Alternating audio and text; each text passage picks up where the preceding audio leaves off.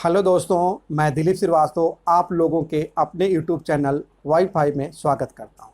दोस्तों, मैं ट्रिग्नोमेट्री का आज पार्ट 2 लेकर आया हूं। पार्ट 1 हम लोगों ने कर रखा था, अब पार्ट 2 की बात करें। पार्ट 1 में आप लोग को कुछ नहीं पाया था, बेसिकली ट्रिपलेट्स निकालने सिखाया था, और जो कि बहुत ही इंपॉर्टेंट होता है किसी भी ट्रिग्नोमेट्री को पढ़ने के लिए। ट्रिपलेट्स, अगर ट्रिपलेट्स मालूम होगा तो आपको क्वेश्चन सॉल्व नहीं करने होंगे, आप देखते ही आप क्वेश्चनों को ट्रिक कर सकते हैं। इसका क्या आंसर ये होगा। बहुत सारे ऐसे क्वेश्चन आपको ट्रिग्नोमेट्री में मिलेंगे, इसलिए ट्रिपलेट्स को आप ट्रिपलेट्स वाले वीडियो जरूर जाकर देखिएगा, क्योंकि ट्रिपलेट्स बताया था। और बेसिक ट्रिग्नोमेट्री होती क्या है, साइन थीटा क्या होता है, कॉस थीटा क्या होता है, टैन थीटा क्या होता है, साइन का अपोजिट क्या होता है कॉसेक थीटा, और कॉस का अपोजिट क्या होता है सेक थीटा, और टैन का अपोजिट क्या होता है कॉट थीटा। साइन का अपोजिट कॉसेक थीटा, कॉस का अपोजिट सेक थीटा, टैन का अपोजिट कॉट थीटा, ये होता है और इनकी वैल्यू ये होती है। अब आपको दो चीज़ें याद रखनी होगी ट्रिग्नोमेट्री में, बहुत ही इंपॉर्टेंट बता रहा हूँ, ये नोट कर लेना। नोट नोट क्या करना है कि थीटा के सामने 90 डिग्री के सामने की भुजा, 90 डिग्री के सामने की भुजा कर्ण होती है। कर्ण को क्या बोलते हैं इंग्लिश में, हाइपोटेनस।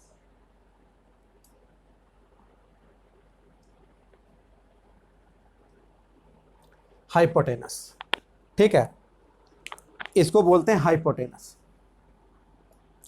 और थीटा के सामने की भुजा, थीटा के सामने की भुजा लंब होती है।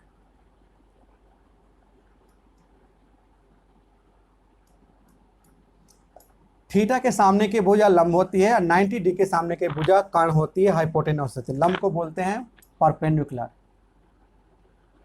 इसको बोलते हैं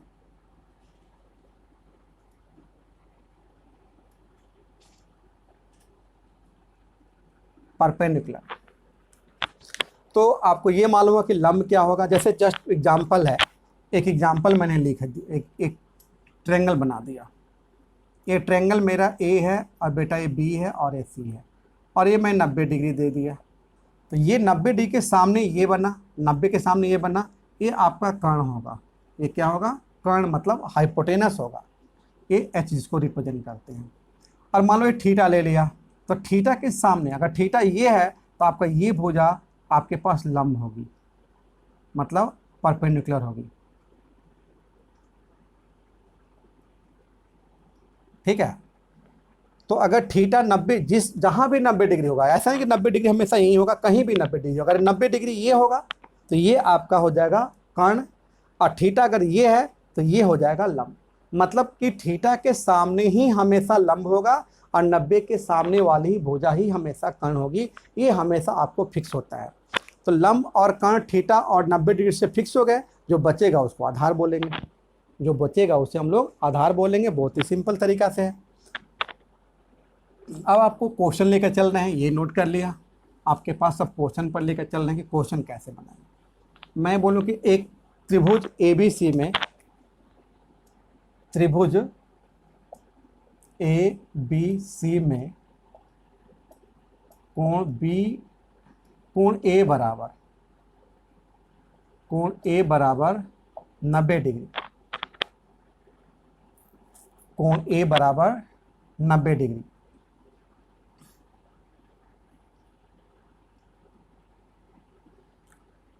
और BC भुजा BC 5 सेंटीमीटर और AB 4 सेंटीमीटर हो, तो साइन B का मान निकालना है, कॉस C का मान निकालना है, और टैन बी का भी मान निकालना है। 3 मान निकालने पहले देखते हैं कि कैसे निकालेंगे इसका।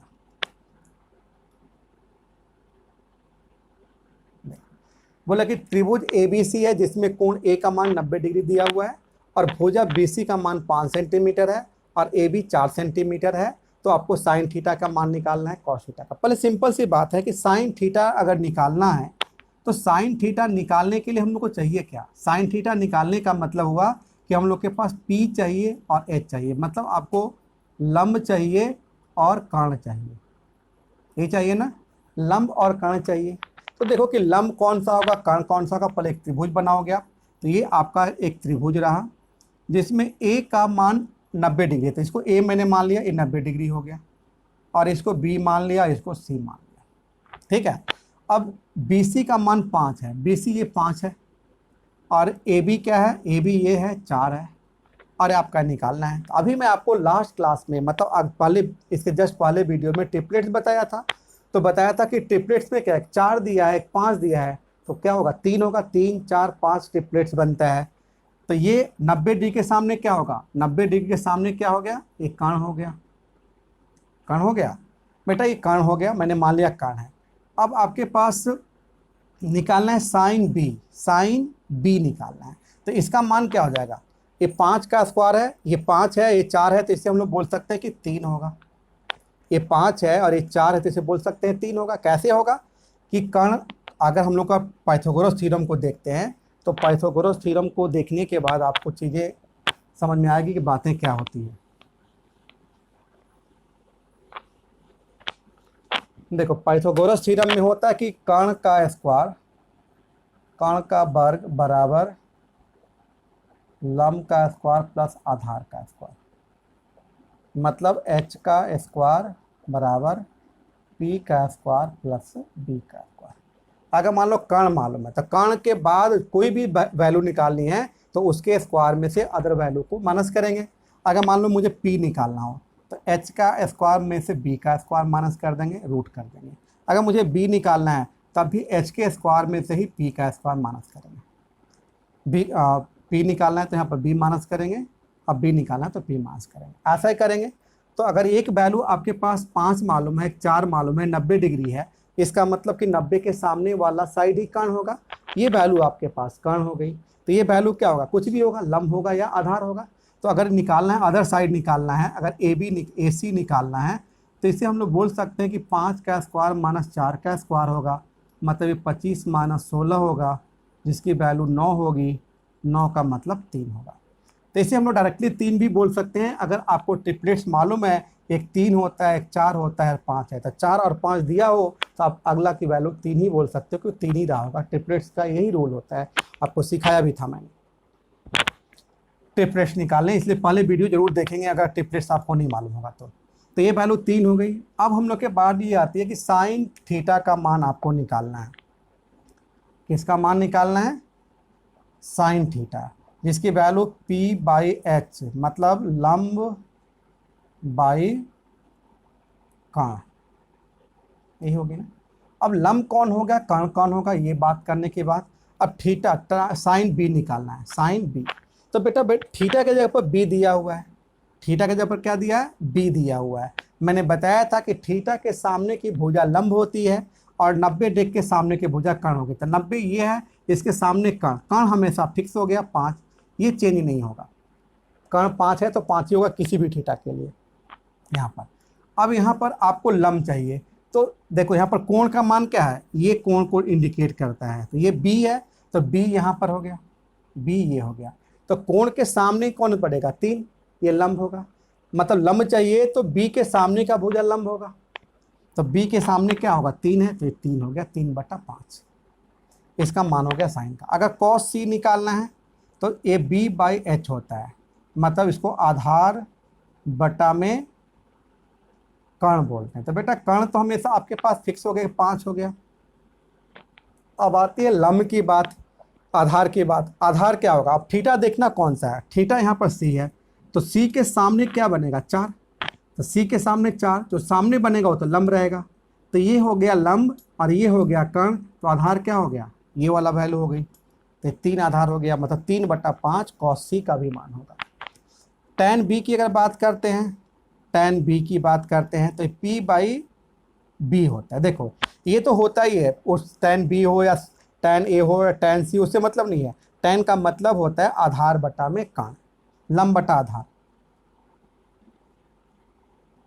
लंब बटा में आधार। ये तो फॉर्मूला होता है कि साइन का मान कोई भी हो, बी हो या सी हो, यहाँ पर ये लंब बटा में कान ही होगा। कॉस का मान हमेशा आधार बटा में कान ही होगा, और टेन का मान हमेशा लंब बटा में आधार होगा। थीटा से यहाँ पर फर्क नहीं पड़ता है। हाँ, थीटा के अकॉर्डिंग ये लंब और आधार का मान चेंज हो जाता है।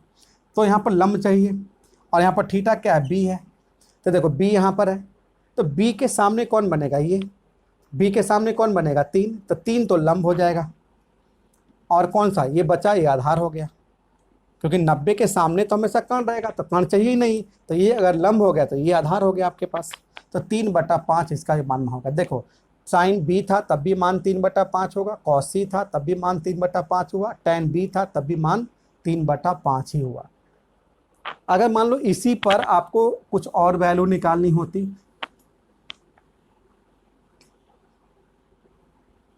जैसे यही क्वेश्चन दिया हो और मान आपको निकालना है, जैसे मैं क्वेश्चन चेंज कर दिया कि ए 90 डिग्री है और बी सी आपके पास 10 है और ये आपके पास 8 है।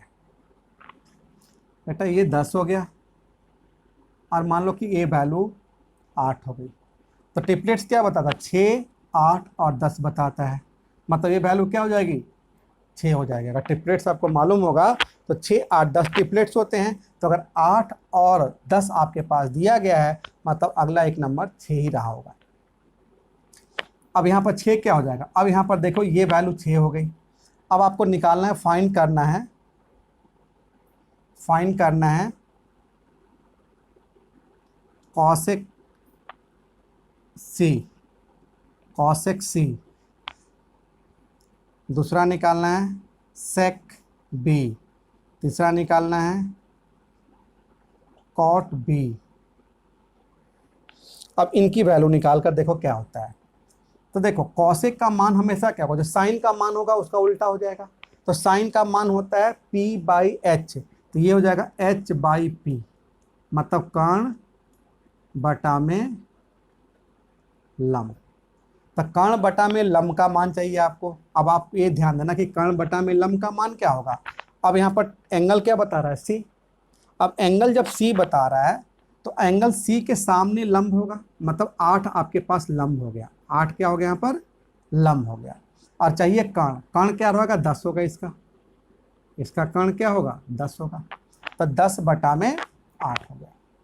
अब देखो सेक का मतलब कुछ भी होगा, कॉस का अपोजिट होता है, तो कॉस का होता है p/h, तो ये h/b होगा। b/h होता है कॉस का, तो इसका h/b होगा, मतलब होगा कर्ण बाई आधार। तो कर्ण बाई आधार करेंगे तो कर्ण तो आपके पास फिक्स 10 हो गया। आधार, आधार कैसे देखेंगे, सी ये बी से, तो बी के सामने लंब ये हो गया। बी के सामने अगर देखोगे तो बी के सामने लंब हो गया, मतलब 6 लंब हो गया। आधार क्या बचेगा, 8 बचेगा। तो इसका भी मान 10/8 ही हो गया। कॉट का मान करेंगे तो b/p होगा। b/p मतलब आधार बटा में लंब। ये उल्टा होता है टैन का, तो टैन का उल्टा अगर बात करते हैं हम लोग, तो टैन होता है लंब बटा में आधार, तो ये हो जाएगा आधार बटा में लंब। तो इसकी वैल्यू करेंगे तो वैल्यू क्या आ गई। अब यहाँ पर देखो एंगल क्या बता रहा है, बी, तो बी के सामने लंब होगा, तो बी के सामने क्या बचेगा, 6, तो 6 नीचे लंब हो गया आपके पास, और बचा 8, 8 क्या हो गया, आधार हो गया। तो 8/6 इसका मान हो गया। तो हम लोग देखें कि ये मान कैसे निकालते हैं, बस इतना चीज़ें आप लोग जानो कि मान कैसे निकालते हैं। एक क्वेश्चन और ले रहा हूँ,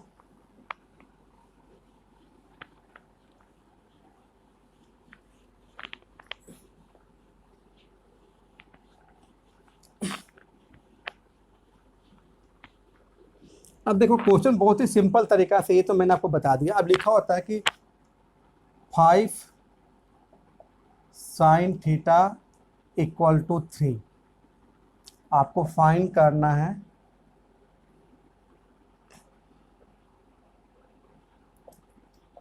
2 sin थीटा, पहले sin थीटा का मान, पहले फाइंड द cos थीटा, दूसरा tan थीटा, पहले बेसिक चीज समझो, बहुत जरूरी है। तीसरा निकालना है cot थीटा, चौथा निकालना है sec थीटा, और पांचवा बच गया cosec थीटा। ये आपको फाइंड करना है। 5 साइन थीटा का मान 3 दिया हुआ है। इसे ऐसे भी लिखा जा सकता है, लिखा सकते हैं 5 साइन थीटा -3 इक्वल टू 0, या इसे ऐसे भी लिखा जा सकता है कि साइन थीटा इक्वल टू 3/5। देखो आपकी क्वेश्चन ऐसे लिखा होगा या क्वेश्चन ऐसे लिखा होगा या क्वेश्चन ऐसे लिखा होगा, मतलब एक ही है, बस लिखने का तरीका अलग अलग है। तो अगर हम लोग ये बोलते हैं कि अगर 5 साइन थीटा बराबर 3 है तो साइन थीटा करेंगे तो क्या होगा, साइन यहाँ पर आ जाएगा और ये 5 इधर चला जाएगा, मतलब 3/5 हो जाएगा। या अगर इसको सॉल्व करते हैं तो क्या हो जाएगा, 5 साइन थीटा इक्वल टू क्या होगा, 0 + 3 हो जाएगा, मान जाएगा प्लस हो जाएगा। तो मतलब साइन थीटा का मान वही आ जाएगा कि 5 साइन थीटा का मान 3 हो गया। तो अगर साइन थीटा निकालना है तो 3/5 हो गया। अब ये वैल्यू का मतलब हो गया कि ये P/H होगा, मतलब लंब बटा में कर्ण होगा। इसको क्या बोलते हैं, लंब, इसको बोलते हैं कर्ण। तो इसका आधार क्या होगा, आधार मतलब B क्या होगा। ट्रिपलेट्स क्या होता है, 3 4 5 होता है, ट्रिपलेट्स होता है 3 4 और 5। तो 3 और 5 मालूम है तो क्या हो गया, आधार 4 हो जाएगा। आधार क्या होगा, लंब हो गया 3, कर्ण हो गया 5, तो आधार क्या होगा 4। इसमें ABCD का कोई फंडा ही नहीं है। अब यहाँ पर cos थीटा का मान निकालोगे तो cos थीटा का मान होगा आपके पास B/H, मतलब आधार बटा में कर्ण।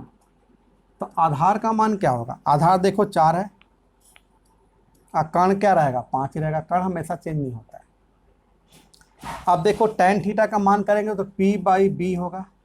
तो P/B, P यहाँ पर क्या नज़र आ रहा है, P का मतलब लंब 3 आ रहा है और B क्या है, 4 है। अब यहाँ पर देखो cot थीटा की मान बात करते हैं तो B/P होता है। तो B आपके पास 4 है और P आपके पास 3 है। sec थीटा की बात करते हैं, sec थीटा में H/B होगा, क्योंकि sec थीटा cos का उल्टा होता है और cos होता है B/H, तो ये हो जाएगा H/B। H यहाँ पर देखो 5 नज़र आ रहा है और आपके पास B 4 नज़र आ रहा है। B कितना है, ये 4 है B।